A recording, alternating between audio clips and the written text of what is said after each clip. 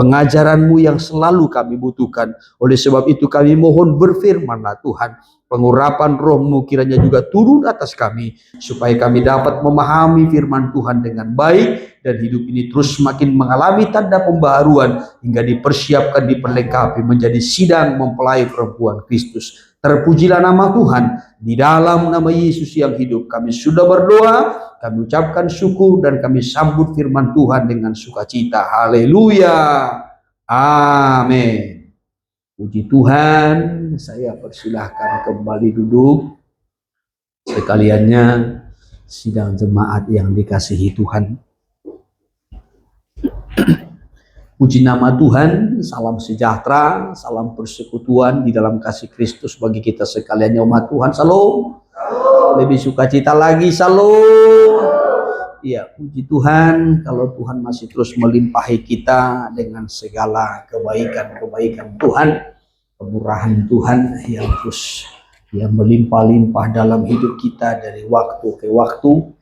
Sampai pada kesempatan malam ini di tengah-tengah ibadah kita atau melalui ibadah pendalaman Alkitab yang selalu kita tekuni setiap minggunya, kiranya membawa kita terus kepada pertumbuhan kedewasaan rohani hingga melengkapi, mempersiapkan kita menjadi satu umat yang layak di hadapan Tuhan. Itulah sidang mempelai perempuan Kristus, artinya gereja yang kudus, yang sempurna, yang siap menyambut kedatangan Tuhan kembali ketika Ia datang di awan-awan permai. Kita bersyukur Tuhan memberikan kita firman-Nya secara khusus dari kitab Wahyu yang sudah kita tekuni dalam beberapa waktu. Bahkan kita sudah bertahun-tahun, ya saudaraku, mempelajari kitab Wahyu. Dan sampai malam ini kita sudah sampai kepada Wahyu pasal yang ke-15. Yang terakhir pada minggu yang lalu, ya, saya sampaikan Wahyu pasal 15 dari ayatnya yang pertama, yaitu kelanjutan penglihatan apa yang dilihat oleh Rasul Yohanes dalam penglihatannya ketika berada di Pulau Patmos. Dalam Wahyu pasal 15 ayatnya yang pertama, Rasul Yohanes melihat suatu tanda lain di langit katanya, yaitu suatu tanda yang besar dan ajaib, di mana 7 malaikat dengan 7 malapetaka terakhir. Ya, malapetaka terakhir, penghukuman yang terakhir. Setelah itu berakhirlah murka Allah. Saya sudah menerangkan ini bahwasanya ketika manusia berdosa, Tuhan menghukum manusia itu dengan hukuman yang lebih ringan. Tetapi ketika manusia itu tetap dalam dosanya, maka Tuhan menghukum dengan penghukuman yang lebih berat. Dan jika manusia itu tidak mau bertobat, baru akhirnya manusia itu dibinasakan. Demikian juga apa yang dilihat oleh Rasul Yohanes di Pulau Patmos, saudaraku, ya itulah yang ditulis dalam kitab Wahyu. Bagaimana kejahatan manusia itu semakin meningkat, ya, menjelang kedatangan Tuhan. Maka dinubuatkan ada penghukuman Tuhan melalui pembukaan 7 meterai. Tetapi ketika manusia itu tidak bertobat, maka dilanjutkan dengan penghukuman Tuhan melalui 7 sangkakala yang ditiup. Ya, namun ketika manusia itu juga tidak berbalik kepada Tuhan, maka nanti akan dihukum, ya, dengan hukuman yang membinasakan, yaitu 7 cawan murka. Setelah 7 cawan murka itu ditumpahkan, maka berakhirlah penghukuman Allah. Nah, itulah yang dilihat oleh Rasul Yohanes dalam Wahyu pasal yang ke-15 ayatnya yang pertama. Setelah 7 cawan murka itu ditumpahkan, maka nanti berakhirlah murka Allah, ya, penghukuman Allah. Akan tetapi 7 cawan murka ini belum berlangsung. Ini belum terjadi atau ini belum ditumpahkan. Ya, maka kalau kita perhatikan kelanjutannya, saudaraku, Wahyu pasal 15 dari ayatnya yang pertama itu penglihatan tentang 7 malaikat dengan 7 malapetaka terakhir. Lalu ayatnya yang kedua sampai kepada ayatnya yang keempat itu kelanjutan penglihatan dari Rasul Yohanes. Apa yang kemudian dilihat oleh Rasul Yohanes? Dia melihat suatu lautan kaca. Lautan kaca ini tentu menggambarkan sesuatu. Ya, lautan kaca, dan di tepi lautan kaca itu berdiri katanya orang-orang yang telah menang. Ya, saya ajak kita untuk fokus kepada ayatnya yang kedua sampai kepada ayat yang keempat. Saya minta dibacakan terlebih dahulu. Saya memberikan temanya bagi kita malam ini, nyanyian kemenangan. Iya, ayatnya yang kedua. Demikian firman Tuhan. Dan aku melihat sesuatu bagaikan lautan kaca bercampur api. Iya. Dan di tepi lautan kaca itu berdiri orang-orang yang telah mengalahkan binatang itu dan patungnya dan bilangan namanya. Terus. Pada mereka ada kecapi Allah. Ya, terus. Dan mereka menyanyikan nyanyian Musa hamba Allah dan nyanyian anak domba bunyinya. Ya. Besar dan ajaib segala pekerjaanmu, ya Tuhan Allah yang maha kuasa. Adil dan benar segala jalanmu, ya Raja segala bangsa. Iya, ayat 4. Siapakah yang tidak takut, ya Tuhan? Terus. Dan yang tidak memuliakan namamu? Ya. Sebab Engkau saja yang kudus. Ya. Karena semua bangsa akan datang dan sujud menyembah Engkau. Terus. Sebab telah nyata kebenaran segala penghakimanmu. Iya, puji Tuhan. Ya, saya mengajak kita untuk belajar kitab Wahyu ini dengan baik dan benar, supaya kita betul-betul mengerti, memahami. Saya berulang-ulang menyampaikan intinya, supaya kita pada akhirnya berkemenangan. Amin. Ya, itulah tujuan daripada kitab Wahyu ini. Amin. Supaya akhirnya gereja mengalami kemenangan. Iya. Nah, dikatakan begini, ayat 2. Dan aku melihat, ini dalam satu penglihatan. Ya, sesuatu bagaikan lautan kaca bercampur api. Bagaikan lautan kaca. Berarti ya ini suatu gambaran. Ya. Karena dikatakan di situ bagaikan. Ya, bukan lautan kaca, tetapi bagaikan lautan kaca bercampur api. Ya, ini masih koma, ya. Dan di tepi lautan kaca itu berdiri orang-orang yang telah mengalahkan binatang itu dan patungnya dan bilangan namanya. Pada mereka ada kecapi Allah. Siapa yang berdiri di tepi lautan kaca? Orang-orang yang telah mengalahkan binatang itu. Kalau kita terjemahkan, orang-orang yang telah menang terhadap binatang itu, terhadap patungnya, dan terhadap bilangan namanya. Iya.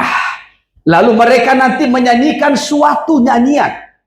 Pada mereka ada kecapi Allah, lalu mereka menyanyikan suatu nyanyian, yaitu nyanyian Musa dan juga nyanyian anak domba. Ya. Mari kita perhatikan dengan baik, saudaraku, supaya kita betul-betul mengerti, memahami. Ya, orang-orang yang berdiri di tepi lautan kaca ini adalah orang-orang yang sudah menang. Menang terhadap apa? Menang terhadap binatang itu dan terhadap patungnya dan bilangan namanya. Masih ingat bilangan namanya? Yaitu bilangan seorang manusia dengan angka 666. Ya, saya persingkat. Mereka ini adalah orang-orang yang sudah menang atas binatang itu, atas patungnya, dan atas angka 666. Amin. Bisa dipahami toh? Iya. Nah, saudara yang terkasih, nah kembali kepada ayat tadi. Iya. Mereka yang berdiri di tepi lautan kaca itu adalah orang-orang yang sudah mengalahkan. Mengalahkan siapa? Yang pertama,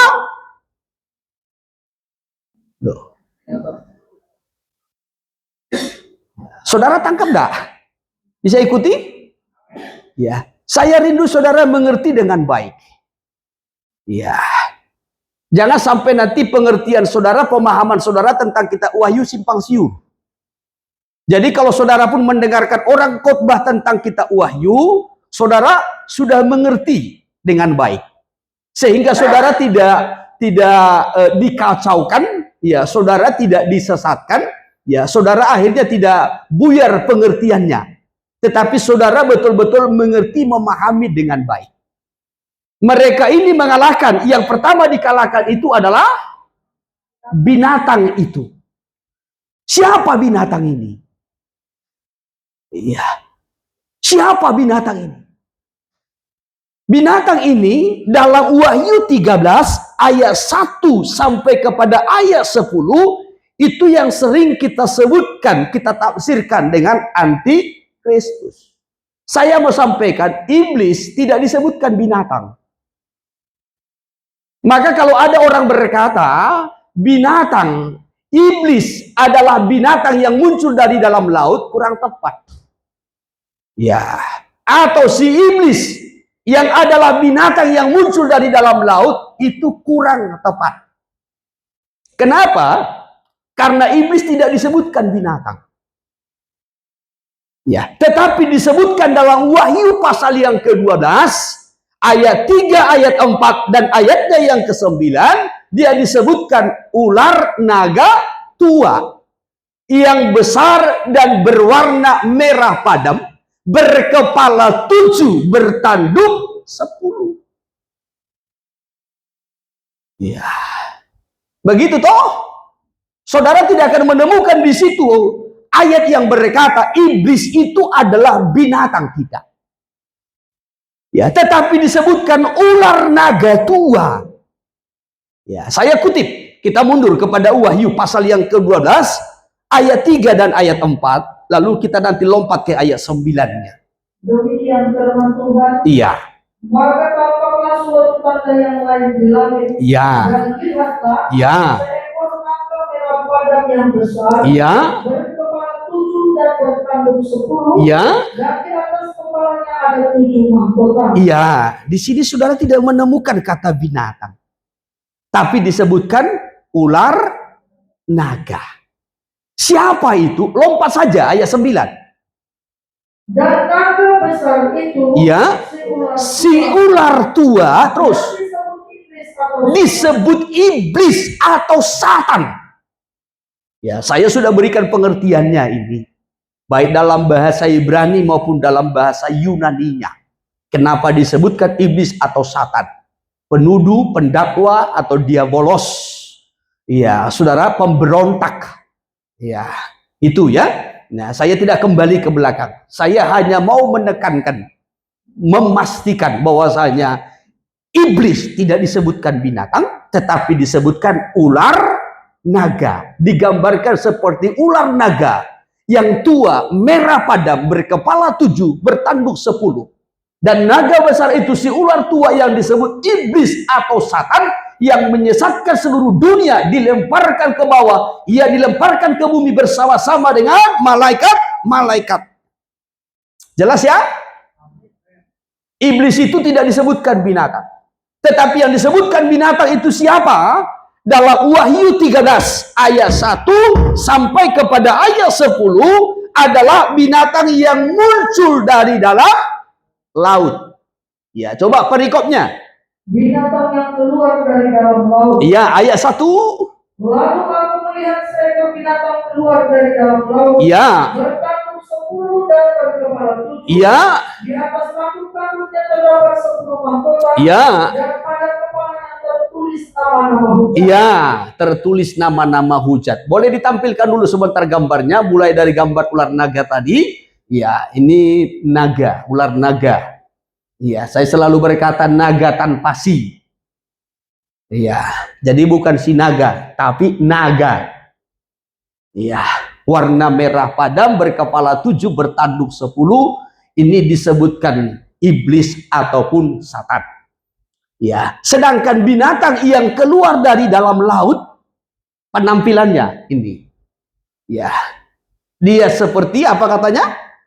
Binatang yang kulihat itu serupa dengan macan tutul. Serupa dengan macan tutul.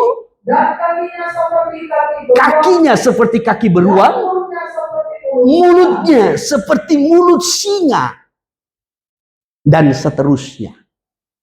Ini disebutkan binatang. Ya, disebutkan binatang. Demikian juga binatang yang kedua. Itu ayat 11 sampai kepada ayat 18. Ya, saya kutip dulu ketiga oknum ini. Karena iblis, antikristus, dan nabi palsu itu adalah tiga oknum musuh Allah dan musuh orang percaya. Ya, bukan satu, tetapi tiga oknum. Iblis, antikristus, dan nabi palsu. Ya, ayat 11 sampai kepada ayat 18 ini menggambarkan nabi palsu. Ya, ayatnya. Binatang yang keluar dari dalam bumi. Binatang yang keluar dari dalam bumi, ya. Dan aku melihat seekor binatang lain keluar dari dalam bumi. Iya, terus. Dan bertanduk dua sama seperti anak domba. Iya. Dan ia berbicara seperti seekor naga. Iya, ini yang keluar dari dalam bumi. Seperti anak domba, bertanduk dua, tetapi dia berbicara seperti naga. Ini ada tiga oknum. Ya, jadi jangan sampai kita nanti berkata, wah, iblis yang keluar dari dalam laut, kurang tepat. Iblis yang keluar dari dalam bumi, kurang tepat. Iblis itu digambarkan seperti ular naga. Tua, merah padam, berkepala 7, bertanduk 10. Tidak disebutkan binatang. Kenapa tidak disebutkan binatang? Perhatikan. Sebab iblis itu adalah roh. Apa? Roh. Ya. Yang disebutkan binatang siapa? Ya. Binatang yang muncul dari dalam laut. Ya. Itu Wahyu 13 ayat 1 sampai 10. Ya. Itu yang selalu kita tafsirkan dengan antikristus. Kenapa itu kita tafsirkan sebagai antikristus? Perhatikan, karena ciri-cirinya. Karena ciri-cirinya. Apa ciri-ciri antikristus? Yang pertama, antikristus akan berkuasa di bumi ini 3,5 tahun. Sama dengan 42 bulan atau sama dengan 1260 hari. Ya, itu ciri-cirinya. Maka dalam Wahyu pasal yang ke-13, Wahyu pasal yang ke-13, ya, perhatikan di situ, ya, dalam ayatnya yang kelima, dan kepada binatang itu, Demikian. ya, Dan kepada binatang itu diberikan mulut yang penuh kesombongan dan hujat. ya. Kepadanya diberikan juga kuasa untuk melakukannya 42 bulan lamanya. Berapa bulan? Berapa bulan? 42 bulan. 42 bulan itu berapa tahun? 3,5 tahun. 42 bulan itu berapa hari? 1260 hari. Ya. Nah, jadi dari dasar inilah maka kita menafsirkan binatang yang muncul dari dalam laut itu adalah antikristus. Baru yang kedua apa? Ayat selanjutnya. Ya, ia membuka mulutnya menghujat Allah. Coba. Lalu ia membuka mulutnya untuk menghujat Allah. Iya. Menghujat namanya dan kemah kediamannya. Iya. Dan semua mereka yang diam di surga. Iya. Ya, jadi dari ciri-ciri inilah maka ya, Wahyu pasal 13 ayat 1 sampai kepada ayat 10 itu ditafsirkan menunjuk kepada antikristus. Kenapa disebutkan binatang? Perhatikan. Iya. Binatang itu memiliki tubuh ataupun daging dan memiliki hawa nafsu yang buas, tetapi tidak memiliki roh.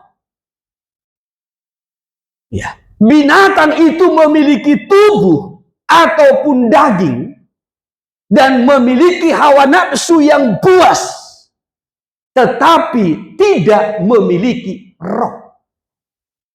Maka disebutkan binatang.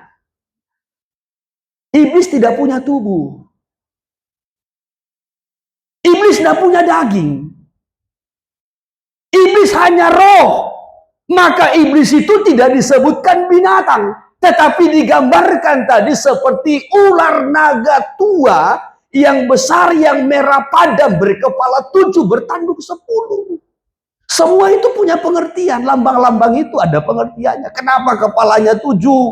Kenapa tanduknya 10? Semua itu punya pengertian.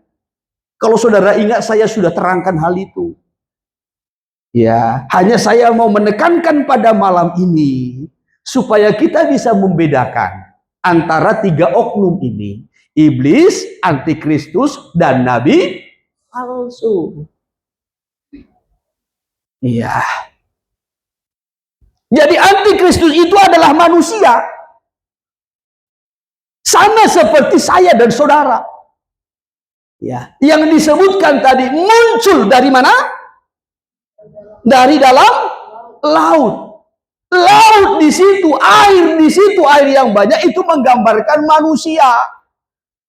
Kalau kita membaca Wahyu 17 ayatnya yang kelima, ya, air yang banyak, tempat wanita pelacur itu duduk, menunjukkan kepada bangsa-bangsa, suku, kaum, dan bahasa. Itu menunjukkan kepada orang banyak. Ya, mana ini? Ayat yang pertama. Dari ayatnya yang ke-14, 15. Demikian. Ayat 15 saja langsung. Wahyu 17 ayat 15. Ya. Lalu dia berkata kepadaku, Ya. semua air yang telah kau lihat, di mana wanita pelacur itu duduk, Ya. ada bangsa-bangsa dan rakyat banyak dan kaum dan bangsa. Air yang banyak itu menuju pada laut. Itu menunjukkan, berbicara tentang bangsa-bangsa, rakyat yang banyak, kaum, dan bahasa. Sekarang saya tarik kepada perjanjian lama. Satu ayat lagi. Yesaya 57 ayat 20. Yesaya 57 ayatnya yang ke-20. Demikian. Iya. Tetapi orang-orang fasik adalah seperti laut yang berombak. Orang-orang fasik, orang-orang yang hidup dalam dosa, orang-orang yang bejat, ya, orang-orang yang bebal, orang-orang yang tidak mau bertobat. Ya, disebutkan orang-orang fasik adalah seperti laut yang berombak-ombak, yang tidak pernah tenang. Manusia kan nggak pernah tenang, ya toh, selalu bergejolak. Ya, selalu bergejolak. Ya, nggak tahu apa yang diperebutkan, ya, nggak tahu apa yang dipermasalahkan, tetapi manusia selalu bergejolak. Ya, sulit tenangnya. Ya, ini manusia, apalagi manusia hidup dalam kefasikan, hidup dalam dosa. Ya, seperti laut yang berombak-ombak, sebab tidak dapat tetap tenang, dan arusnya menimbulkan sampah dan lumpur. Saudara boleh baca itu sampai kepada ayat 21. Jadi laut itu menggambarkan manusia yang banyak. Dari sanalah akan muncul satu binatang, yaitu manusia yang sepenuhnya dalam kendali iblis, dalam kekuasaan iblis. Manusia yang menjadi utusan iblis. Nah, perhatikan, kita kembali kepada Wahyu pasalnya yang ke-13. Binatang yang muncul dari dalam laut itu menerima kuasa dari ular naga tua, dari iblis. Ya, untuk menjalankan misinya. Maka saya katakan tadi, antikristus itu adalah manusia, ya, seutuhnya sama seperti kita, tapi manusia fasik. Maka digambarkan seperti binatang yang muncul dari dalam lautan manusia. Manusia yang bergejolak, yang bagaikan ombak yang tidak pernah tenang. Dari sana akan muncul seorang pemimpin. Itulah antikristus. Dan antikristus itu dalam kuasa, dalam kendali iblis. Ya, Wahyu pasal 13. Wahyu pasal 13 ayat 2. Binatang yang kulihat itu, binatang yang kulihat itu serupa dengan macan tutul. Iya. Dan kakinya seperti kaki beruang. Dan mulutnya. Dan mulutnya seperti mulut. Lanjutkan, perhatikan dan akan itu memberikan kepadanya kekuatannya, tahtanya, dan kekuasaannya yang kekuasaannya yang besar. Iya. Jadi naga itu atau iblis memberikan kekuatannya, tahtanya, dan kekuasaannya yang besar kepada binatang yang keluar dari dalam laut, yang kita tafsirkan sebagai anti-Kristus. Ya. Maka perhatikan tiga oknum ini. Iblis digambarkan ular naga, anti-Kristus digambarkan binatang yang muncul dari dalam. Kenapa itu ditafsirkan anti-Kristus? Perhatikan, yang pertama-tama tadi ciri-cirinya, memerintah selama 3,5 tahun atau 42 bulan. Baru yang kedua, ia membuka mulutnya untuk menghujat Allah. Ya, sangat banyak ayat yang mencatat bahwasanya antikristus akan memerintah selama 3,5 tahun, berkuasa selama 3,5 tahun di bumi ini atas seizin Tuhan. Baik juga nubuatan-nubuatan kita Daniel pasalnya yang ke-7, Daniel pasalnya yang ke-9.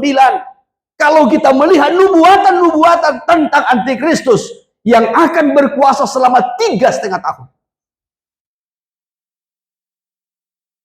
Maka Wahyu pasal 13 ayat 1 sampai ayat 10 ditafsirkan itu adalah binatang yang dimaksudkan adalah antikristus dan membuka mulutnya untuk menghujat. Ya, hal ini ditulis oleh Rasul Paulus juga dalam 2 Tesalonika pasal yang kedua ayat 3 sampai kepada ayatnya yang keempat.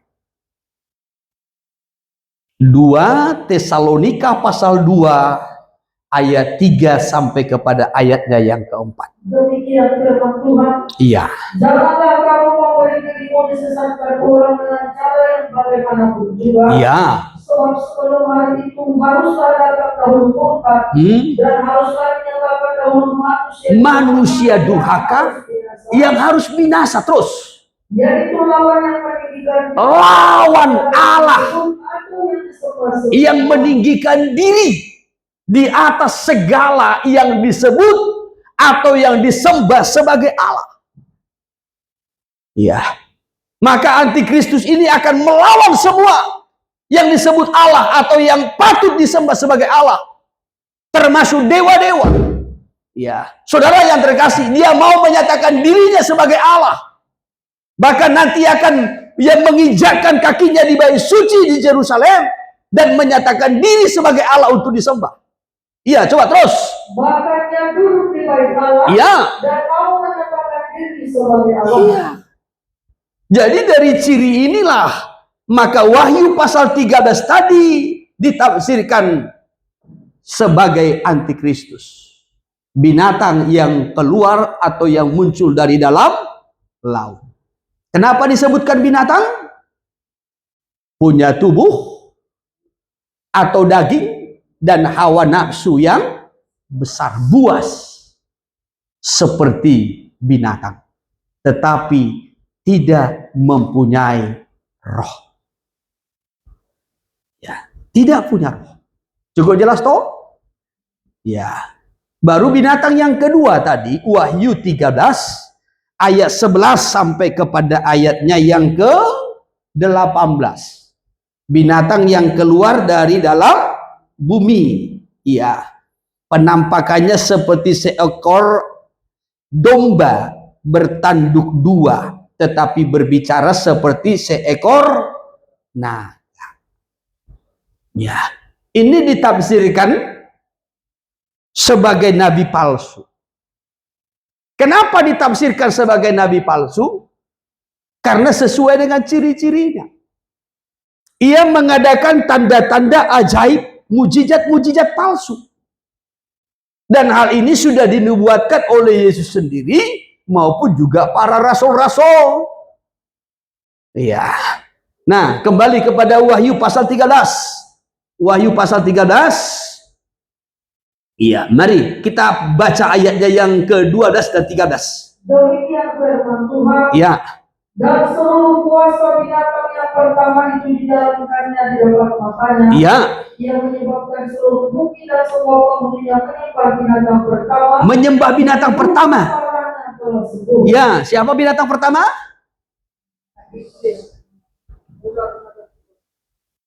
Siapa binatang pertama? Anti? Jangan Saya rindu saudara memiliki pengertian pemahaman yang tepat.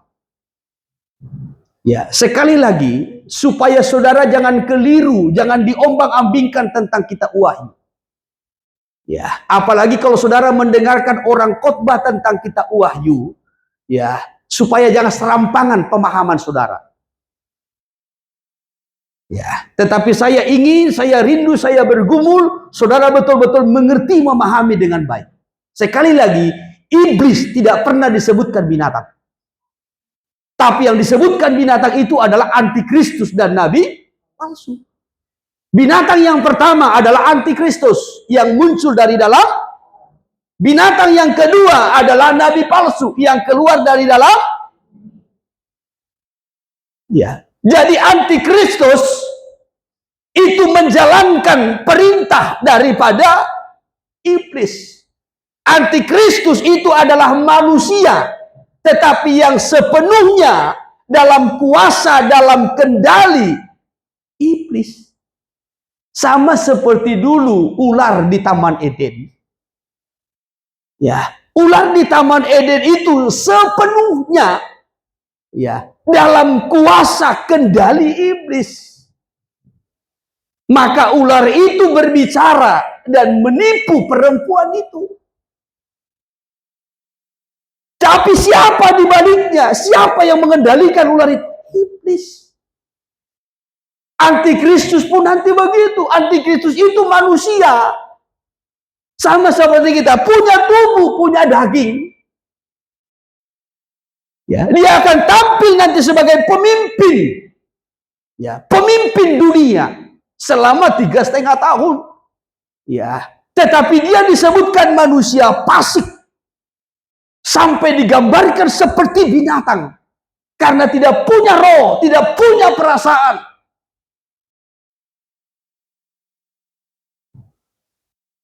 Sama seperti binatang.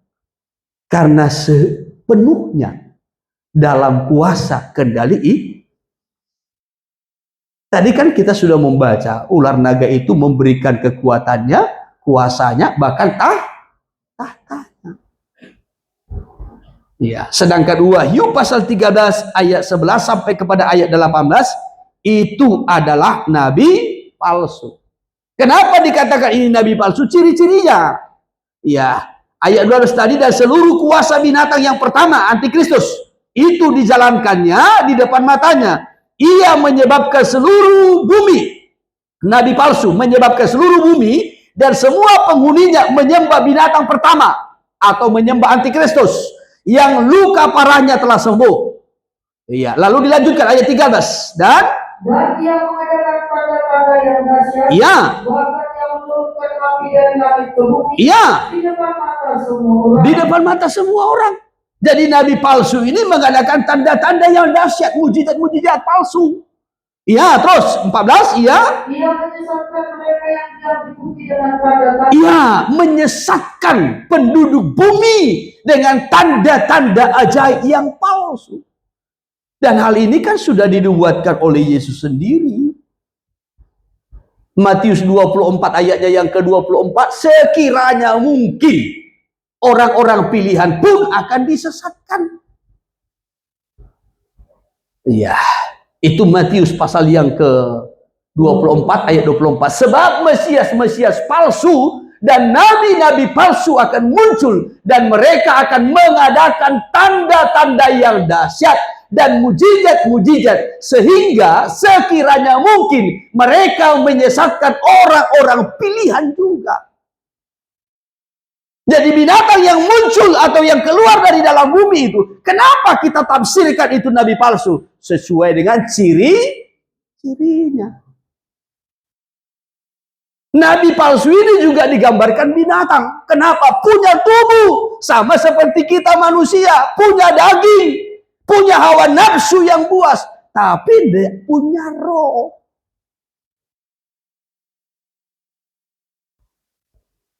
Ya. Maka antikristus dengan nabi palsu disebutkan binatang. Binatang yang pertama dan binatang yang kedua.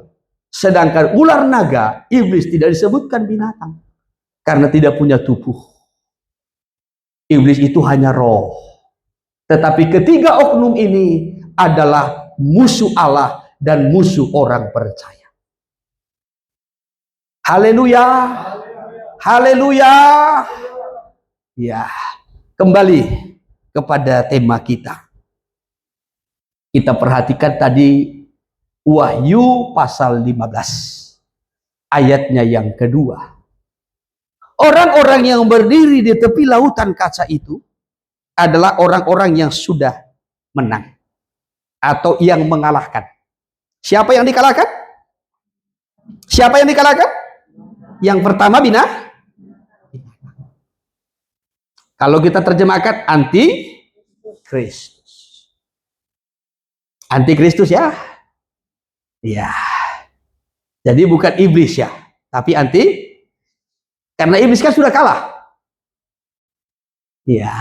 Dalam ibadah raya, ibadah minggu, saya sudah terangkan bagaimana kekalahannya ketika Yesus bangkit dari kematian. Iblis itu sudah dilucuti dan dijadikan menjadi tontonan. Ya. Tetapi yang perlu dikalahkan sekarang adalah antikristus. Antikristus. Karena antikristus ini juga memiliki roh. Ya, dia disebutkan atau digambarkan seperti binatang yang memiliki tubuh daging, ya, yang begitu buas. Saudara yang terkasih, kita perhatikan di sini sasaran daripada antikristus itu adalah mengalihkan penyembahan. Kembali kepada Wahyu 13. Wahyu 13 ayatnya yang keempat, sasarannya adalah mengalihkan penyembahan melalui mujizat-mujizat dan kehebatannya. Ayat 4. Dan mereka menyembah naga itu. Ya. Karena ia memberikan kekuasaan kepada binatang itu. Ya. Dan mereka menyembah binatang itu sambil berkata. Ya. Siapa yang sama seperti binatang ini? Siapa dan yang sama? Siapa yang dapat berperang melawan dia? Ya. Ya. Jadi di sini saudaraku, sasaran daripada binatang ini atau antikristus ini adalah menarik penyembahan. Supaya manusia menyembah kepada iblis dan kepada antikristus. Ya. Itu yang menjadi sasarannya. Ya. Menarik penyembahan. Dan setiap orang yang tidak mau menyembah, nanti itu akan dibunuh. Ya. Coba lompat saja. Ayatnya yang ke-10. Barang siapa ditentukan untuk ditawan, ia akan ditawan. Ya. Barang siapa ditentukan untuk dibunuh dengan pedang, ia harus dibunuh dengan pedang. Ya. Jadi sampai ada nanti yang ditawan atau disiksa. Tetapi ada juga berakhir nanti dengan dibunuh. Ya, orang-orang yang tidak mau menyembah kepada iblis dan antikristus akan disiksa dan dibunuh. Nah, perhatikan. Wahyu pasal 15 ayatnya yang kedua itu sebenarnya adalah orang-orang yang masuk ke zaman antikristus. Masuk ke zaman antikristus. Ya, kembali kepada ayat tadi. Ya. Dan aku melihat sesuatu bagaikan lautan kaca bercampur api, dan di tepi lautan kaca itu berdiri orang-orang yang telah mengalahkan binatang itu dan patungnya dan bilangan namanya. Saya selalu menyampaikan bahwasanya jemaat atau gereja yang tidak ikut terangkat ketika Tuhan datang kembali, maka nanti mereka akan masuk kepada zaman antikris untuk diuji imannya. Diuji imannya, diuji kepercayaannya, diuji ibadah dan penyembahannya. Maka di zaman antikristus, mereka dipaksa untuk menyembah kepada iblis dan kepada antikristus. Ya. Kalau mereka mau menyembah kepada antikristus, kepada iblis, mereka tidak akan masuk surga. Itu hukumnya. Ya. Tetapi kalau mereka menolak menyembah antikristus, mereka akan ditawan, disiksa. Setelah itu mereka akan mereka akan dibunuh. Ya. Mereka harus mati. Maka mereka yang telah mati itulah yang disebutkan yang telah menang atau yang telah mengalahkan binatang ini. Ya, mereka sudah menang, mempertahankan penyembahannya, mempertahankan imannya pada zaman antikristus.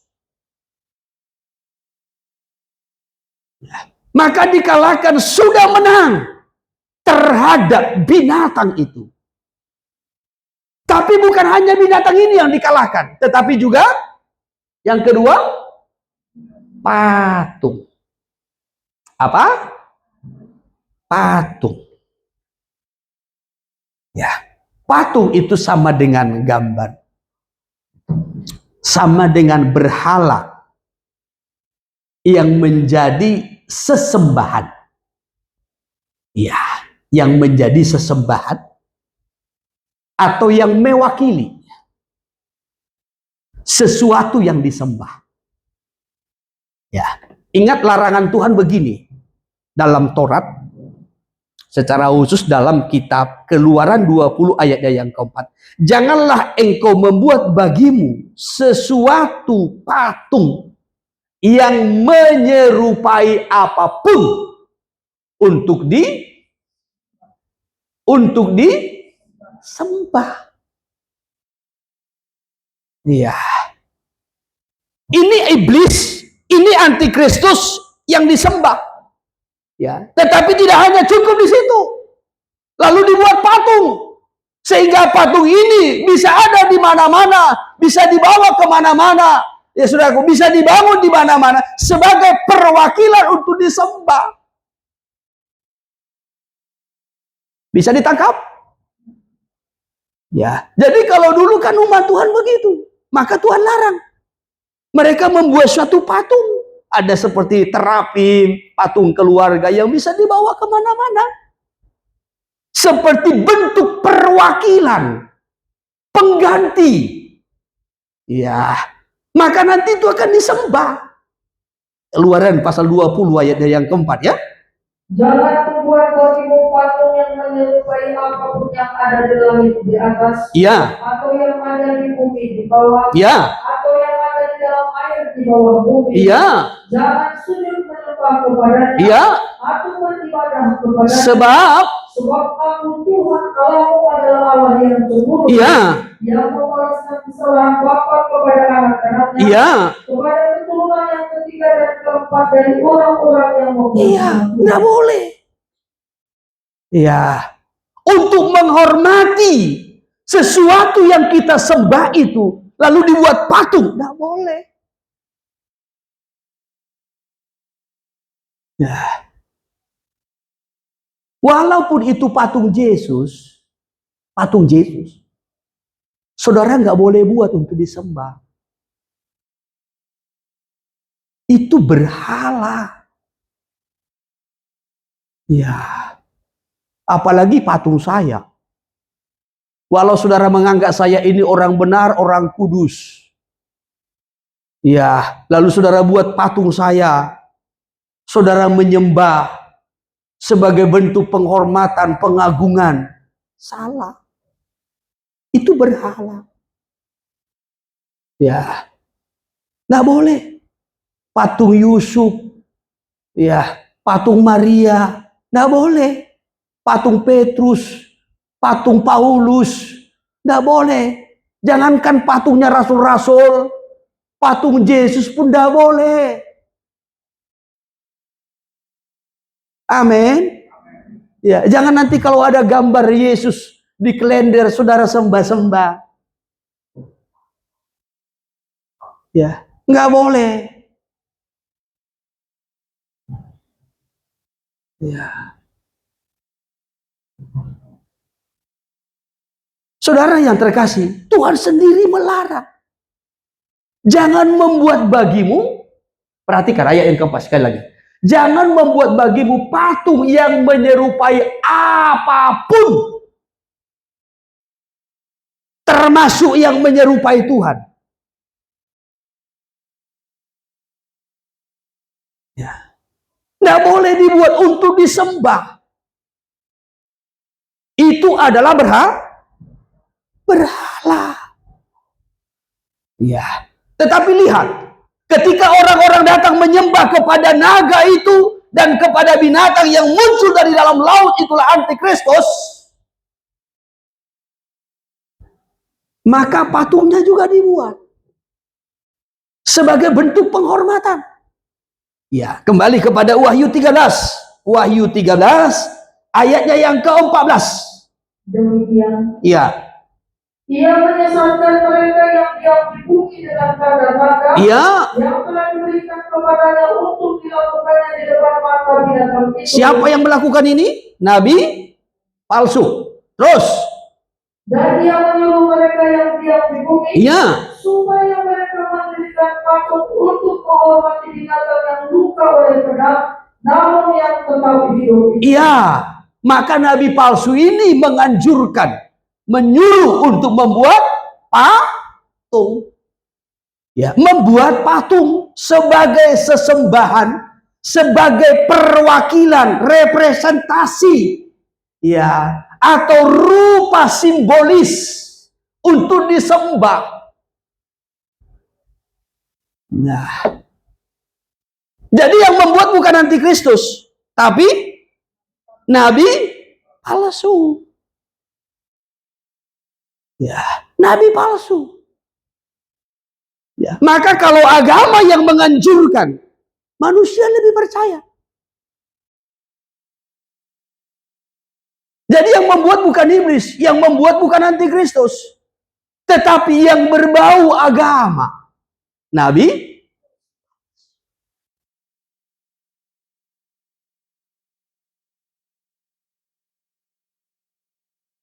ya, antikristus menarik penyembahan dari manusia supaya jangan menyembah Allah, tetapi menyembah iblis dan menyembah dirinya, antikristus. Lalu nabi palsu yang menjalankan tugas perintah dari antikristus. Ya, maka saya pernah menyampaikan antikristus dengan nabi palsu akan bekerja sama. Ya. Sistem politik, sistem ekonomi, sistem agama ini akan bersatu padu untuk menarik penyembahan.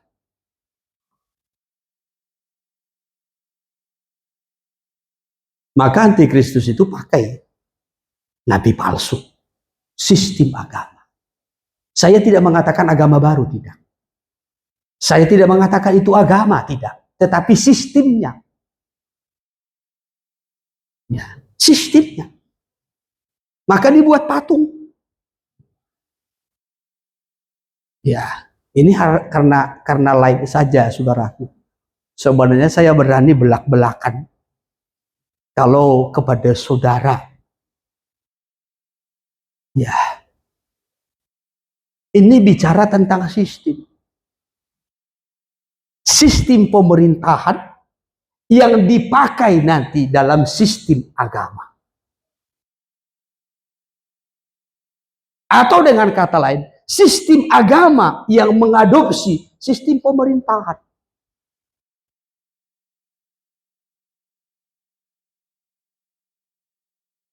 Maka kan ada agama yang memakai sistem itu. Ya, siapa pemimpin pusatnya? Seluruh dunia. Ya. Siapa pemimpin-pemimpinnya? Di negara-negara.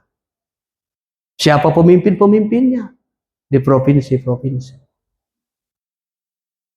Siapa pemimpinnya di lokal?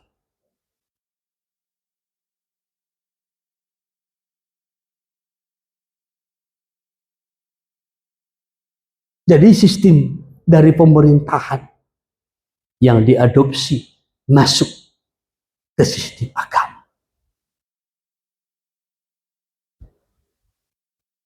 Ya, jadi pemimpin tertingginya itu seperti Tuhan.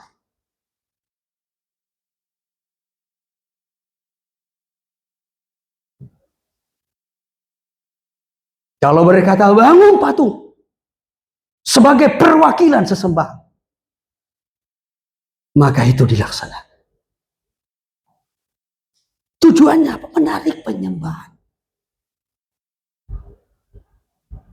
Ya. Jadi seakan-akan kita mau menyembah kepada Tuhan, ya melalui patung. Orang percaya tidak demikian. Ya, saudara kalau mau menyembah Tuhan tidak perlu melalui perantaraan. Amin. Ya, baik kepada perantaraan patung, suatu gambar, suatu oknum atau manusia, saudara boleh langsung menyembah kepada Tuhan. Kalau saudara sudah mengalami kelahiran baru, rohmu sudah dibaharui. Rasul Paulus menyampaikan begini dalam suratnya kepada orang-orang Roma. Ya, dalam Roma 8 ayat 13 sampai kepada ayat 15. Orang yang memiliki roh Allah, rohnya sudah dibaharui, maka ia harus langsung berseru kepada Tuhan, ya Aba, ya Bapa. Ayat 13. Sebab jika kamu hidup menurut daging, kamu akan mati. Tetapi jika oleh roh kamu mematikan perbuatan-perbuatan tubuhmu, ya, kamu akan hidup. Kamu akan hidup terus. Semua orang yang dipimpin roh Allah adalah anak. Semua orang yang dipimpin oleh roh Allah adalah anak-anak Allah. Semua orang yang dikuasai, dipenuhi, dikendalikan oleh roh Allah, roh kudus, disebutkan anak Allah. Amin. Kalau kita ini sudah disebutkan sebagai anak-anak Allah. Lanjutkan ayat 15. Sebab kamu tidak menerima roh perbudakan yang membuat kamu menjadi takut. Tetapi kamu telah menerima roh yang menjadikan kamu anak Allah. Iya. Oleh roh itu kita berseru, ya Aba, ya Bapa. Maka oleh roh itu kita berseru, ya Aba, ya Bapa. Ya Allahku, ya Tuhanku. Saudara tidak perlu melalui perantaraan, karena rohmu sudah dibaharui oleh Tuhan, dan Roh Kudus, roh Allah ada dalam hidupmu. Haleluya. Ya. Maka Rasul Paulus melalui suratnya ini menegur dan menyatakan kepada orang-orang Roma, kalau engkau benar-benar memiliki roh Allah dalam hidupmu, engkau dapat berseru kepada Allah tanpa patung, tanpa melalui perantaraan. Ya. Sebab Roh Kudus yang ada dalam hidupmu akan menolong engkau untuk berseru. Roh itu membantu kita untuk berdoa, bahkan menyampaikan keluhan-keluhan yang tidak terucap. Bukan melalui patung, bukan melalui berhala, tidak. Maka sistem ini harus dikalahkan.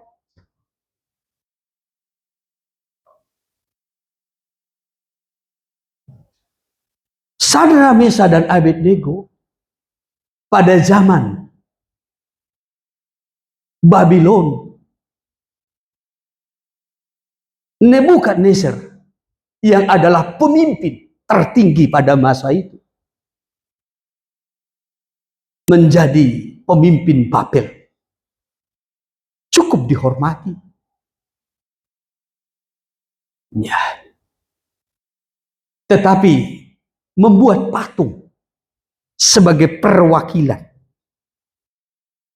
supaya semua manusia menghormati dan menyembah melalui patung. Tujuannya pengalihan penyembahan.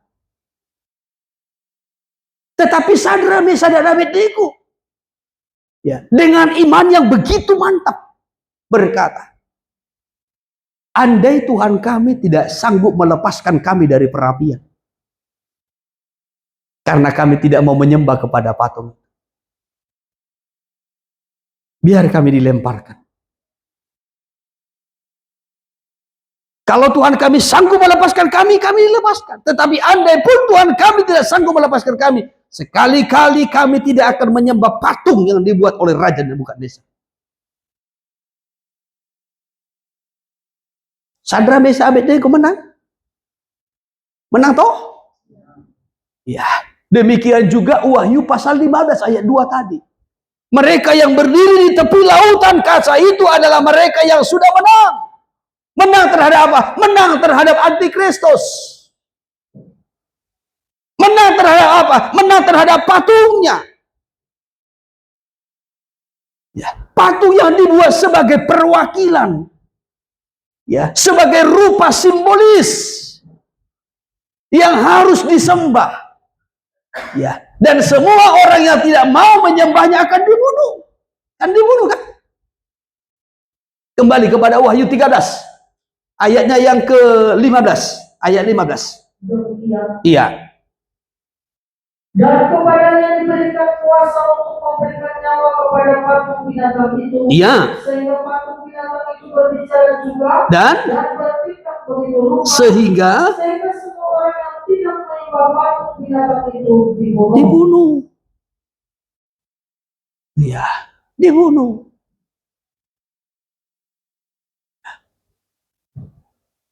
Jadi semua orang harus menyembah kepada patung. Maka saya selalu berulang-ulang menekankan, saudaraku, menjelang kedatangan Tuhan kali yang kedua, jangan sampai kita gagal dalam penyembahan. Pelayananmu hebat, pelayananmu sibuk, padat jadwal pelayanan. Tapi kalau penyembahanmu gagal, engkau akan gagal.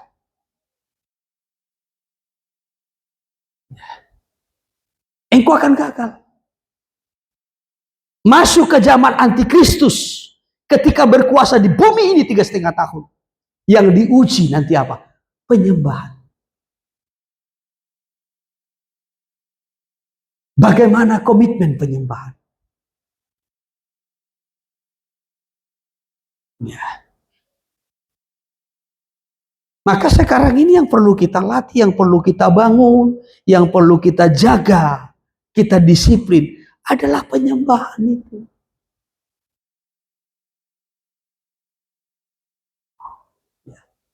Jangan sampai gairah penyembahanmu hilang, kendor. Ya. Saya tidak memungkiri, mungkin kita disibukkan oleh banyak hal. Kita harus bekerja, kita sibuk dengan pekerjaan. Kita harus melayani. Bagus, bekerja harus. Melayani pun harus. Tetapi penyembahan jangan tinggal.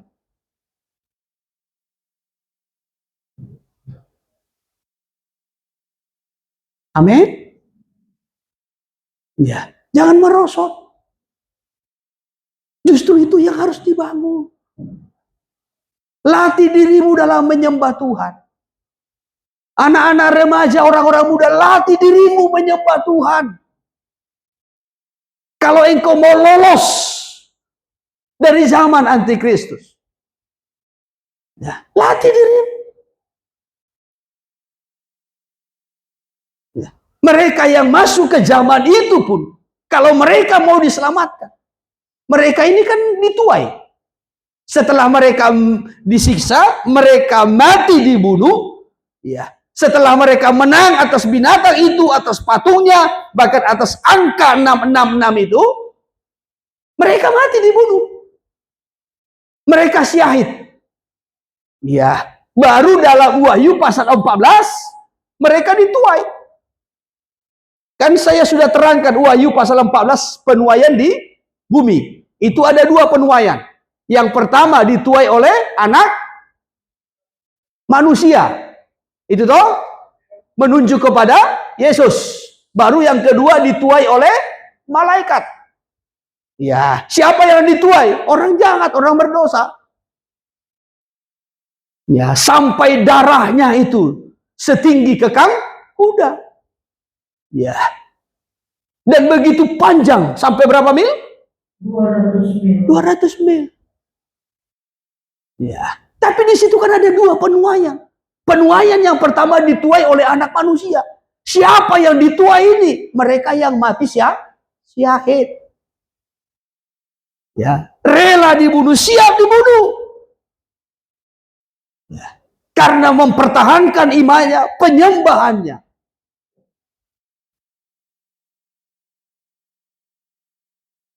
Tetapi saya tidak mengajak kita untuk masuk ke zaman itu. Selagi kita berada di zaman kemurahan ini, mari kita berjuang untuk lolos. Haleluya. Ya. Jadi menang terhadap binatang, itulah antikristus, menang terhadap patungnya. Rupa simbolis. Ya. Perwakilan yang disembah. Baru yang ketiga menang terhadap bilangan namanya. Ya. Bilangan namanya itu dalam Wahyu pasal 13 ayatnya yang ke-18. Yaitu bilangan seorang manusia. Dan bilangannya itu ialah 666. Haleluya. Dan perhatikan, saudaraku. Ya. Bahwasanya, ya, bilangan ini seringkali orang keliru, apakah salah ngomong atau kurang pengertian, kurang pemahaman. Ya, seringkali dikatakan antikristus akan memberi tanda 666. Yang memberi ini bukan antikristus, tapi nabi palsu.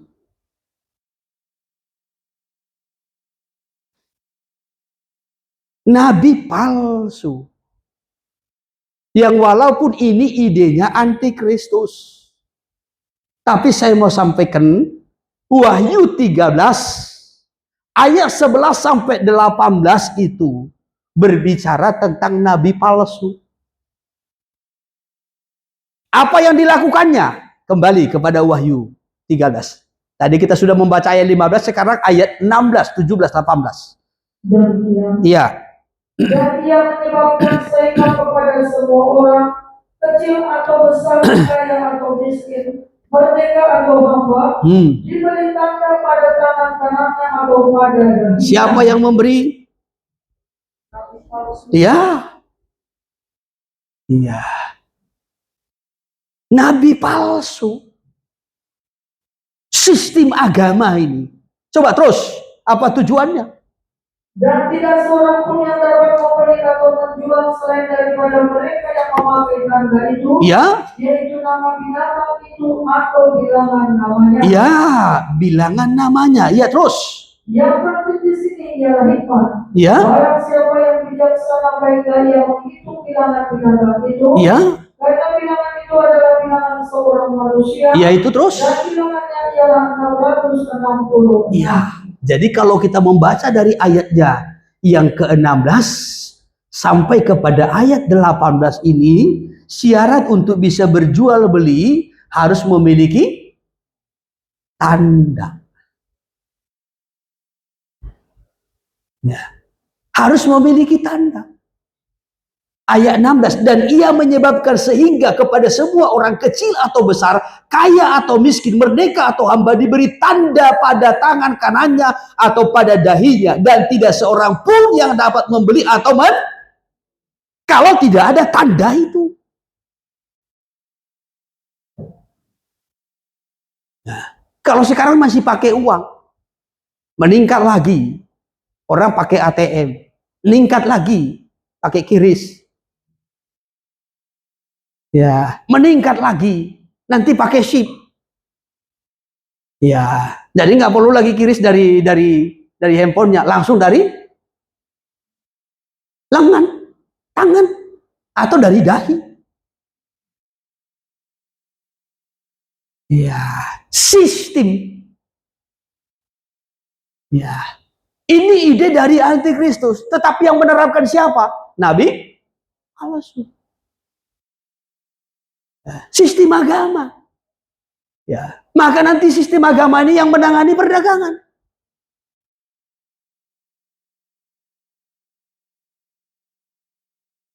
Ya, maka kalau sudah masuk agama ke dagang,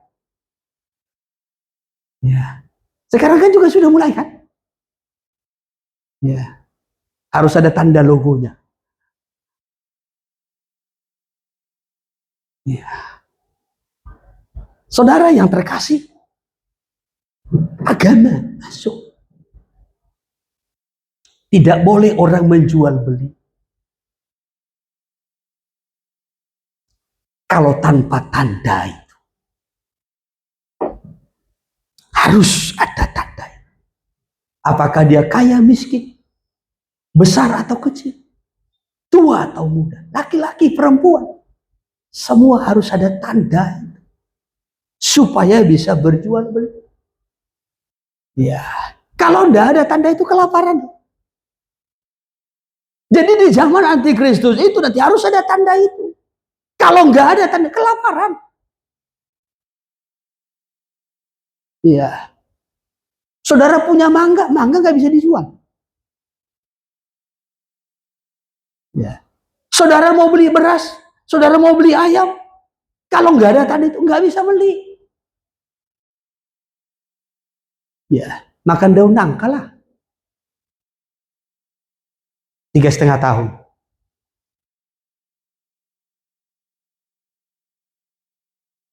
Jadi diuji. Ya, supaya bisa menjual, bisa membeli, bisa dapat untung, bisa punya uang, harta. 5 tanda. Ya, nggak mau mati kelaparan. Timbang jadi beban dibunuh. Syahid.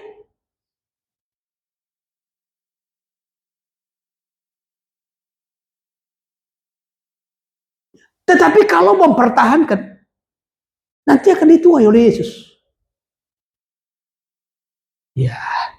Namun saya mau sampaikan kepada kita, sebelum zaman itu, Tuhan melatih kita sekarang. Supaya kita bisa hidup berpada pada apa yang ada. Ya. Bisa hidup sederhana. Kita bisa hidup diberkati, kita bisa kaya tetapi tidak sombong. Kita hidup miskin, kekurangan, tetapi nggak berdosa. Bisa hidup apa adanya. Haleluya. Artinya tidak terikat dengan uang. Tidak cinta dengan uang. Kalau di zaman antikristus, ya, sempat kita terikat cinta dengan uang, kita ada di zaman itu, pasti akan menyembah kepada antikristus dan kepada patungnya. Ya. Jadi ini yang harus menang terhadap uang.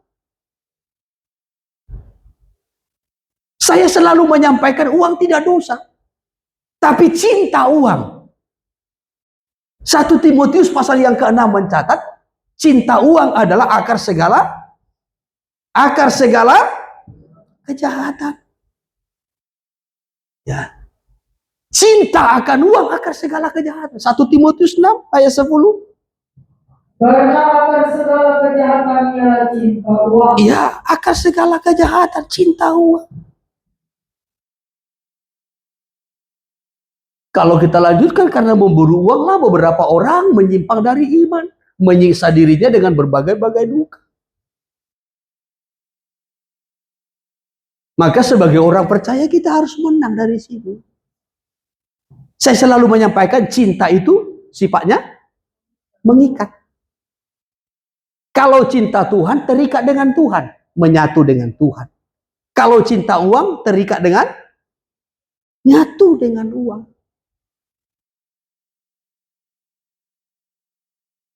Ya. Maka ini di zaman Antikristus sedang diuji. Yang paling parahnya saudara tahu. Yang menyuruh membangun patung siapa? Nabi palsu. Ya. Yang mengatur soal perdagangan nanti siapa? Nabi palsu. Memakai agama sebagai kedok. Tapi sasarannya adalah uang. Ya. Maka kalau agama sudah berbicara dan fokus kepada perkara-perkara uang, ini bahaya. Harusnya agama berbicara tentang perkara sorga. Bagaimana orang-orang percaya, bagaimana umat Tuhan, bagaimana manusia dipersiapkan masuk sorga. Bukan salah tentang uang. Uang tidak dosa. Bukan berarti kita tidak perlu uang, bukan demikian. Tapi jangan terikat dengan uang. Amin. Ya, maka dari sejak dulu, dari sejak perjanjian lama pun kan Tuhan sudah mengatur ya bagaimana konsep sistem keuangan daripada umat Tuhan, orang-orang percaya. Kenapa Tuhan pakai sistem persepuluhan? Supaya manusia tidak terikat dengan uang. Kan bukan karena Tuhan kekurangan uang. Ya. Sampai Tuhan katakan begini dalam Imamat 27 ayat 30. Semua persembahan persepuluhan dari tanahmu adalah milikku, kata Tuhan. Ya. Bukan milik gereja. Ya. Bukan milik imam. Tapi milikku, kata Tuhan. Ya. Apakah Tuhan kekurangan uang? Kan bukan toh. Ya. Coba Imamat 27 ayat 30. Demikian juga segala persembahan persepuluhan Dari tanah, baik dari hasil berdiri tanah, iya, maupun dari buah pohon-pohonan, ya, adalah milik Tuhan, ya. Itulah persembahan kudus bagi Tuhan. Iya, jadi setiap persepuluhan dari apa yang kita hasilkan, yang kita dapat, baik dari tanah, dari pohon-pohonan, dari semua penghasilan kita milik Tuhan.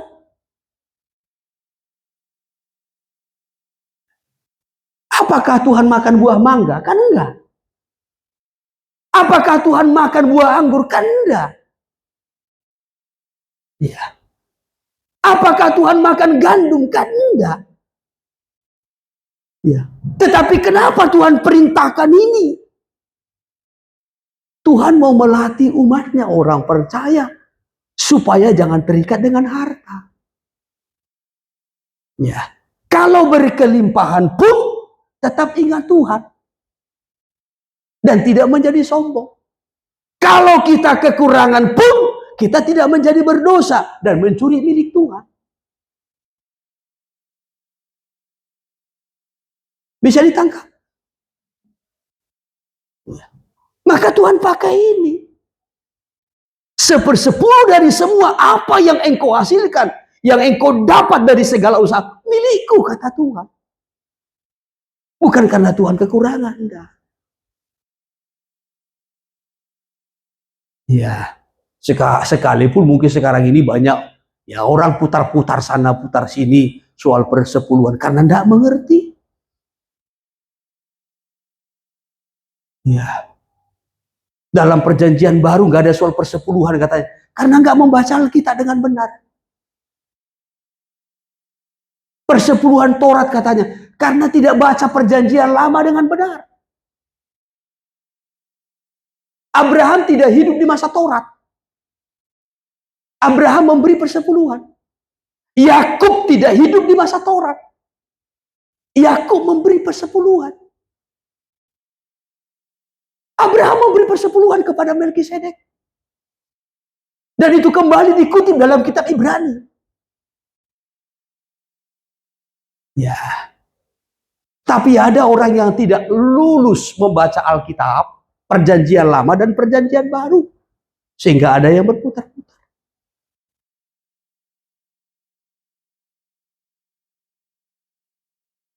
Ya. Tuhan berkata, persepuluhan itu milikku. Maka dalam Maleakhi pasal yang ketiga dikatakan, bawalah persepuluhan itu ke rumah perbendaharaan. Ya, jangan kamu mengambil milikku, kata Tuhan. Ya, kok milik Tuhan sendiri pun kamu curi? Karena itu kan Maleakhi pasal 3:8. Bolehkah manusia menipu Allah? Iya. Namun kamu menipu aku. Iya. Tetapi kamu berkata, dengan cara bagaimanakah kami menipu engkau? Ya. Mengenai persembahan persepuluhan dan persembahan khusus. Kamu sudah menipu aku, kata Tuhan. Lalu umat itu bertanya, jemaat itu bertanya, dengan cara bagaimana? Soal persepuluhan dan persembahan khusus. Ya, maka ayat 10 diingatkan kembali bahwa iya, terus. Kamu telah kena kutuk. Iya. Tetapi kamu masih menipu aku. Iya. Yang kamu seluruh bangsa. Iya. Terus. Bawalah seluruh persembahan persepuluhan itu ke dalam rumah perbendaharaan. Iya. Supaya ada persediaan makanan di rumahku. Terus. Dan ujilah aku. Iya. Firman Tuhan semesta alam. Iya. Apakah aku tidak membukakan bagimu tingkap-tingkap langit. Terus. Dan mencurahkan berkat kepadamu sampai berlimpah. Maka Tuhan ingatkan dalam ayat 10 itu. Ya, kalau ayat 8 kan ya, aku Tuhan kamu tipu. Ya. Milikku pun engkau curi, engkau ambil. Ya. Kenapa demikian? Sekali lagi, karena keterikatan dengan harta.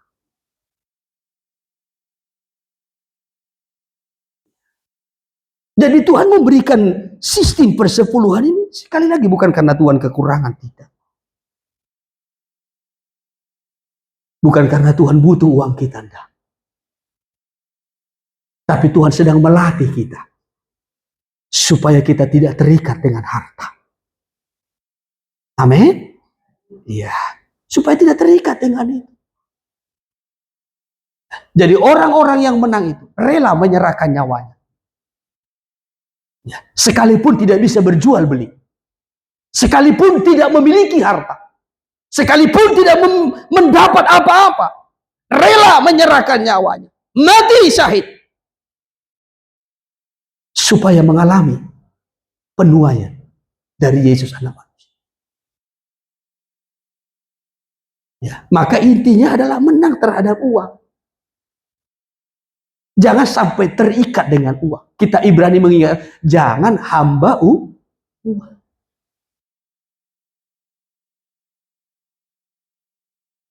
Harus menang.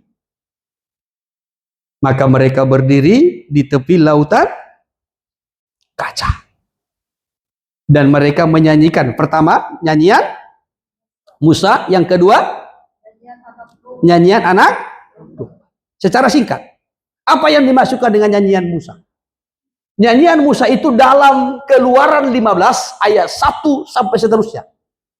Sampai selesai. Yaitu ketika bangsa Israel sudah keluar dari Laut Teberau. Ya, lalu tampillah di depannya Miriam dengan memainkan tamborinnya. Diikuti dengan yang lain Mereka bernyanyi, menari, bersorak kepada Tuhan. Itu yang disebut dengan nyanyian Musa. Saudara boleh baca nanti itu perikopnya. Sampai ayat 1 dan seterusnya. Nyanyian Musa. Ketika mereka melewati laut Teberau. Perhatikan. Laut Teberau dalam 1 Korintus 10 ayatnya yang kedua melambangkan baptisan air. Sama seperti lautan kaca itu. Kalau dalam tabernakel itu berbicara tentang bejana pembasuhan. Melambangkan baptisan air. Tanda pertobatan. Ya, bertobat artinya mati terhadap dosa. Ya, mati terhadap dosa. Saudara yang terkasih dalam Kristus, ya. Sebelum zaman antikristus, kiranya kita melewati ini. Mati terhadap dosa. Supaya ada nyanyian kemenangan. Nyanyian Musa. Amin. Ya, nyanyian kemenangan, nyanyian Musa. Tetapi kalau kita tidak mati terhadap dosa, bagaikan belum melewati laut Teberau, ya, bagaikan belum mengalami baptisan tanda pertobatan yang benar, maka nanti akan masuk kepada zaman antikristus. Ya, di zaman antikristus mereka harus mati.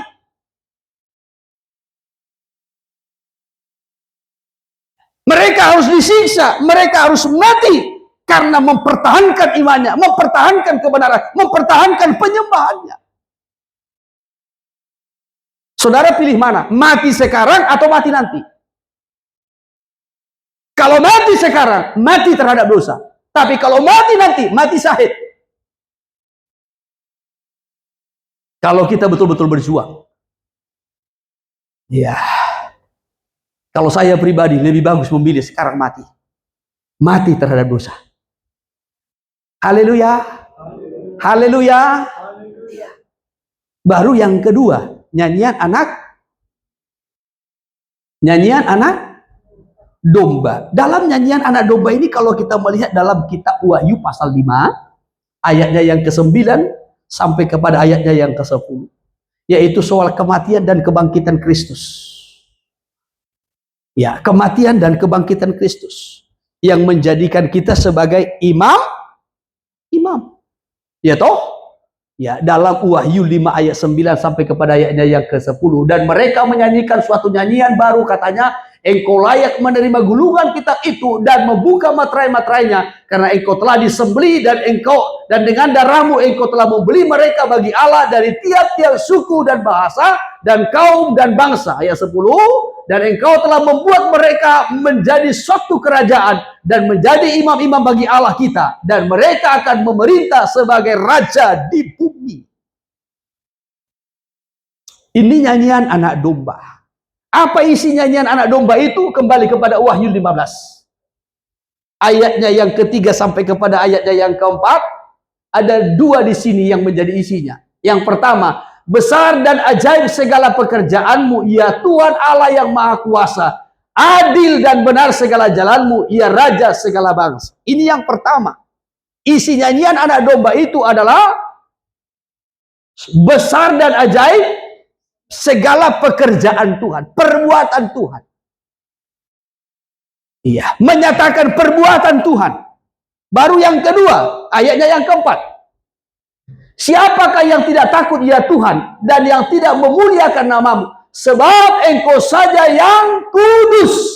Karena semua bangsa akan datang dan sujud menyembah engkau, sebab telah nyata kebenaran segala penghakiman. Yang kedua adalah kekudusan Tuhan. Jadi nyanyian anak domba itu ada dua isinya. Yang pertama menyatakan kebesaran kuasa Allah. Yang kedua menyatakan kekudusan Allah. Iya. Oleh sebab itu, sebagai orang percaya, kita juga harus menyatakan kekuasaan Allah, kebesaran Allah. Kalau kita mengakui kebesaran Allah, ada rasa takut kepada Tuhan. Yang kedua, kalau kita mengakui kekudusan Allah, ada rasa hormat terhadap Tuhan. Oleh sebab itu, mereka yang terlempar kepada zaman antikristus, mereka harus mengakui dua hal ini. Kekuasaan, kedaulatan Tuhan. Ya, sekali lagi, kekuasaan, kedaulatan Tuhan. Bukan kekuasaan antikristus. Bukan kehebatan antikristus. Tetapi kekuasaan dan kedaulatan Tuhan. Karena itulah mereka siap untuk dibunuh. Karena mereka mengakui kebesaran kedaulatan Tuhan. Amin. Baru yang kedua, mereka harus mengakui kekudusan Tuhan. Yang harus disembah, dihormati, diagungkan, dijunjung tinggi. Bukan nabi palsu yang mengadakan mujizat-mujizat yang palsu. Tidak. Tapi kekudusan Tuhan. Oleh sebab itu mereka berdiri di tepi lautan kaca, menyanyikan nyanyian Musa, nyanyian kemenangan, mati terhadap dosa, dan nyanyian anak domba. Mengagungkan kedaulatan Tuhan, kekuasaan Tuhan, dan juga kekudusan Tuhan. Haleluya. Haleluya. Saudara yang terkasih, pilihan ada pada kita, saya dan saudara. Ya, mau mengalaminya sekarang atau nanti. Pada kita ada pilihan. Tuhan memberikan pilihan. Tapi ingat, Dia Allah yang berkuasa, yang berdaulat, yang adil. Setiap dosa pelanggaran harus dihukum. Tetapi setiap kekudusan, setiap perjuangan, ketekunan kita, Dia pun menghargai. Haleluya. Saya batasi firman-Nya sampai di sini. Kiranya Roh Kudus menolong kita untuk memahami dengan baik. Tuhan memberkati kita.